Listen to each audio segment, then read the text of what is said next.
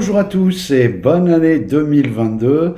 Bienvenue dans cette nouvelle chronique taraborienne. Une chronique taraborienne au cours de laquelle nous allons évoquer ceci, la Élite, la ville mystique, au format poche qui est quand même relativement épais, comme vous pouvez le voir. Alors, la Élite, pour faire court, qu'est-ce que c'est que cela? Eh bien, au départ, c'était un supplément de cadre de campagne qui était sorti dans les années 80 sous la forme d'un petit encart à détacher dans un casus belli. Et à l'époque, c'était assez novateur parce que c'était une des premières fois, je crois que Ptolus n'était pas sorti, c'était une des premières fois où on nous proposait une ville. Et pour les gens comme moi, qui déjà à l'époque on écrivait nos campagnes et tout, etc., c'était du neuf. On faisait autre chose que du dungeon-like. On proposait des séances qui étaient plus axées sur des intrigues, un décor, etc. Donc c'était vraiment nouveau.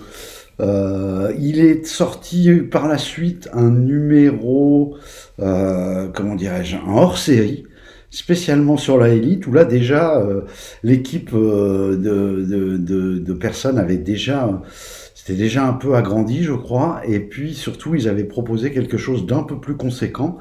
C'était hors-série, peut-être 2 ans après le premier petit encart. Et puis là, assez récemment, euh, BBE a lancé l'idée. Je ne sais pas si d'ailleurs si l'idée vient de BBE ou de la part de certains des auteurs. Ils ont recruté 2 nouveaux auteurs et ils ont vraiment développé le contexte. Hein, comme vous pouvez le voir, c'est assez fourni. Ils ont développé le contexte avec il y a des scénarios, il y a plusieurs bouquins. Là, moi, je vous parle que du livre qui est vraiment le cadre de campagne. Il y a un livre d'aventure, il y a un livre spécial pour faire intervenir du Cthulhu. Bon, même si les grands anciens sont déjà évoqués dans ce livre de base. Et puis, je crois il y a une campagne aussi. Un écran de jeu, des dés, enfin voilà, tout ce qui va avec tout le florilège qui accompagne le crowdfunding. Alors, que dire? Alors, pour commencer, formule version de poche. Alors, version de poche, malheureusement, adaptée de la version non poche, donc écrit très petit.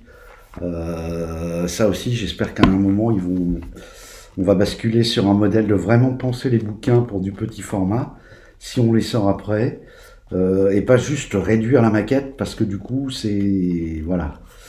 Pour les gens d'un certain âge comme moi, il faut chausser les lunettes, et puis pour le coup, c'est dense et touffu.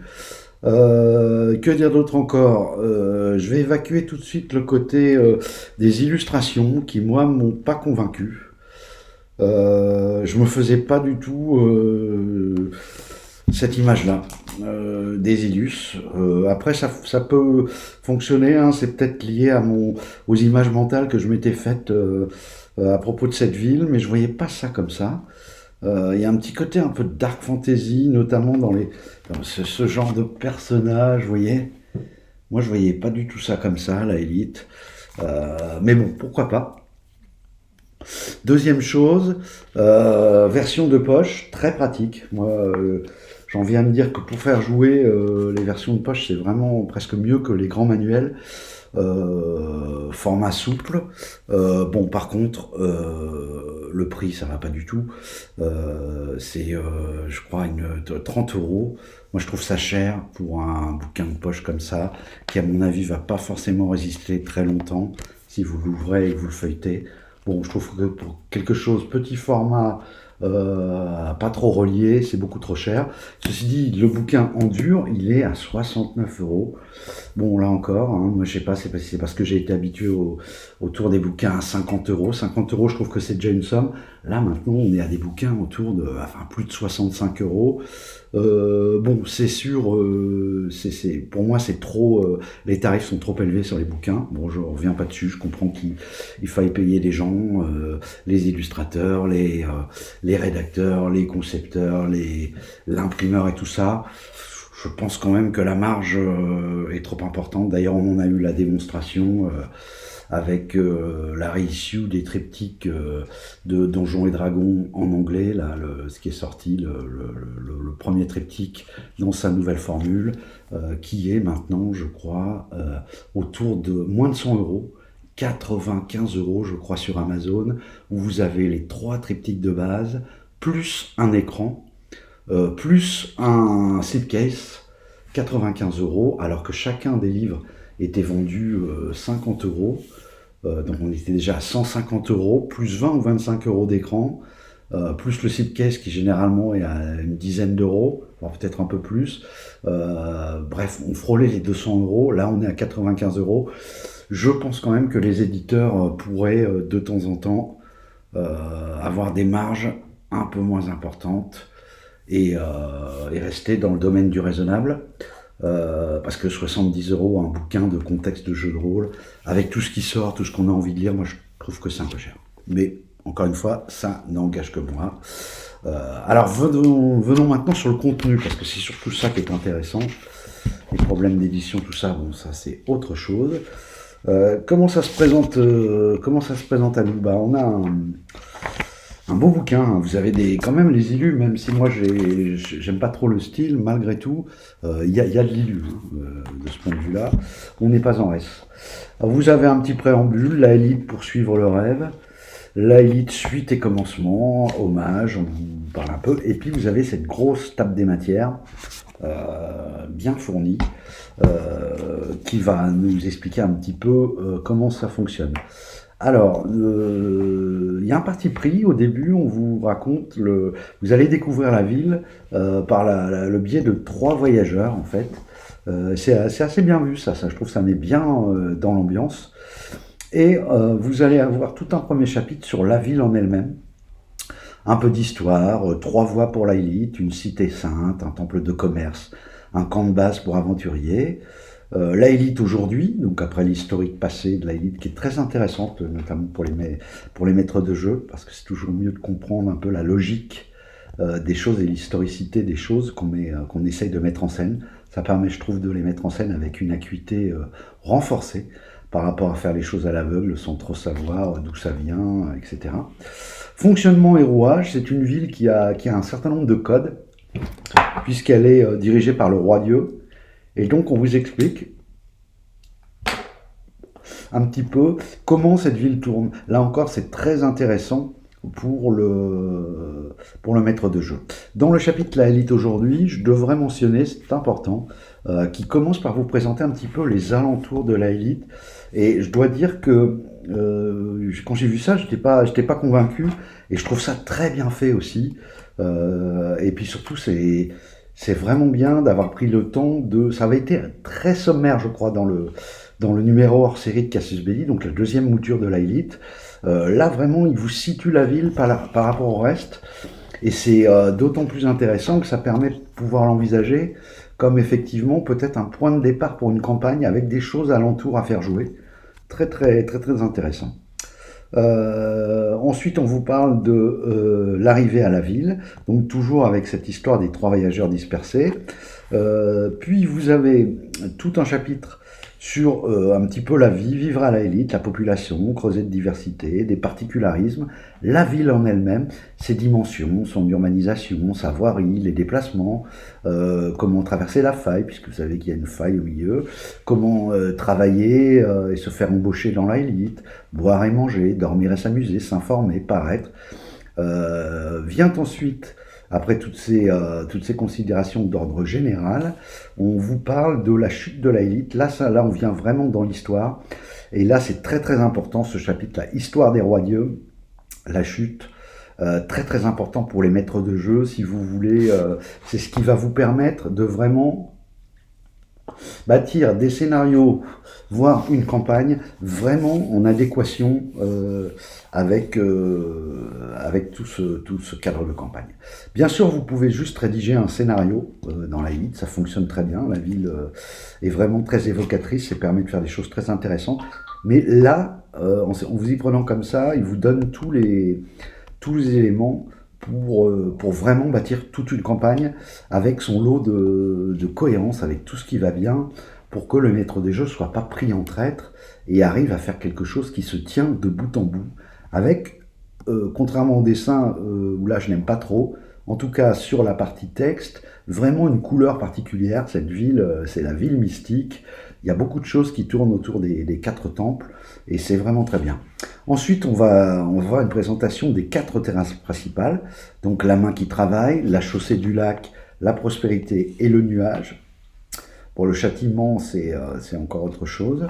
Et c'est assez bien fait parce que là, on va un petit peu avoir des zooms sur les lieux d'intérêt dans chacune des terrasses. Et là, vraiment, vous commencez à zoomer. Quand vous lisez, vous commencez à avoir plein d'idées qui vous viennent en tête pour écrire des scénarios, voire pour bâtir une campagne. Là, on commence à se dire, waouh, géant, je regrette pas d'avoir acheté ce bouquin, c'est vraiment terrible. J'ai découvert des choses superbes.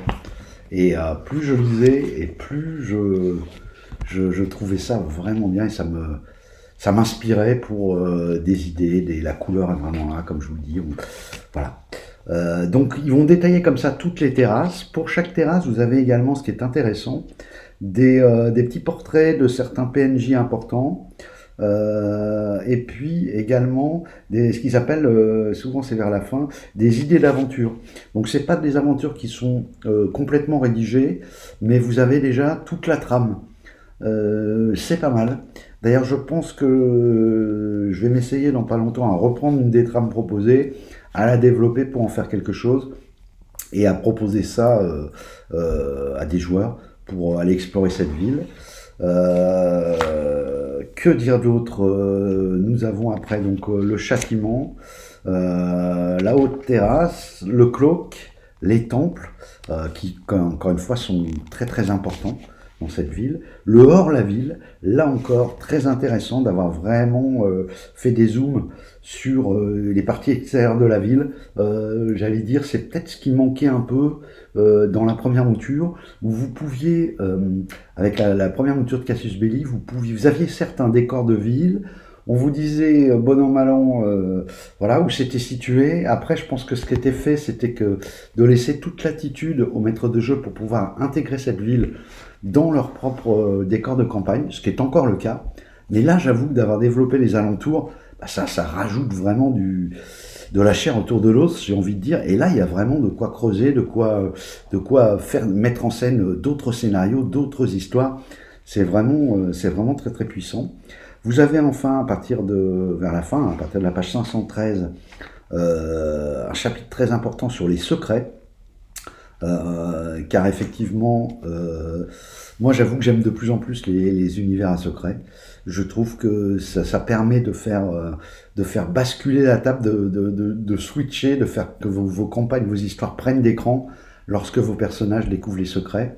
Moi j'en mets de plus en plus dans mes campagnes parce que je trouve que c'est voilà le moment, c'est un peu un fusil de Chekhov, mais uniquement pour le maître de jeu, parce que lui il le sait qu'il va y avoir des secrets, et puis les joueurs, poum, ça leur tombe dessus là d'un seul coup, et quand ils découvrent le truc, c'est marrant de voir leur réaction, et puis ça relance l'intérêt. C'est vraiment très bien pour la dynamique d'une campagne moyenne longue durée, c'est-à-dire assurément plus de 10-15 séances. Je trouve que si vous le faites pas, ça manque, et de toute façon, vous serez obligé d'en rajouter vous-même des secrets au fur et à mesure. Là, je trouve que ce soit bien qu'il soit posé dès le début. Alors après, si on regarde le contenu, j'ai bien aimé aussi le côté un peu didactique. Vous voyez, dès le début, comme c'est assez dense, hein, assez costaud, on vous donne un mode d'emploi. Vous voyez, ce dessin, je le trouve très bien, ce plan de la ville, là. Très intéressant, ça permet de visualiser un petit peu tout de suite ce que c'est. Et puis après, on va rentrer, voilà, 3 voyageurs à l'unisson, on rentre dans le vif du sujet. Ah, je vais pas le feuilleter, hein, c'est pas très pratique, et puis ça va pas vous donner grand chose. Bon, sachez que voilà, hein, comme je vous l'ai dit, je vais le faire un peu comme vous voyez, il y a de l'illustration, il y en a. Moi, elles me satisfont pas, mais si vous aimez ce genre d'illustration, très bien. C'est très bien fait.